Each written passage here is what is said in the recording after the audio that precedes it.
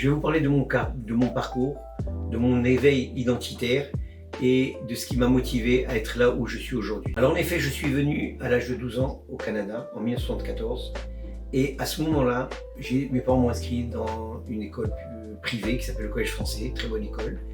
Et j'ai commencé donc à étudier, à rentrer dans la société canadienne. Et à l'âge de 17 ans, 5 ans plus tard, j'ai une grosse crise identitaire. Je me posais des milliers de questions sur le comment, le pourquoi, la science, la Torah, nos origines, notre culture. Et j'avais vraiment une grosse crise identitaire et j'ai commencé à faire des recherches.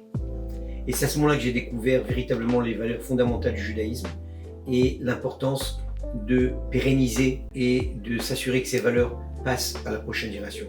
Je me suis très vite impliqué au Centre Hillel, qui était le centre des étudiants universitaires de l'Université de Montréal. Et on a travaillé extrêmement dur pour s'assurer de pouvoir relever tous les défis d'identité, de défense d'Israël, de s'assurer que la nouvelle génération comprenne exactement quel est le sens de notre existence dans l'aspect le plus profond. Donc je suis beaucoup impliqué au Centre Hillel et on a eu beaucoup de succès à cette époque. Ensuite de cela, quand est venu, je me suis marié, j'ai commencé à avoir, grâce à Dieu, des enfants. Quand mon premier, Meir, avait 4 ans, évidemment on l'a inscrit dans une école juive, très très bonne, mais très vite on s'est rendu compte qu'elle ne ressemblait pas. Elle n'était pas ce qu'on recherchait en termes d'éducation pour notre enfant.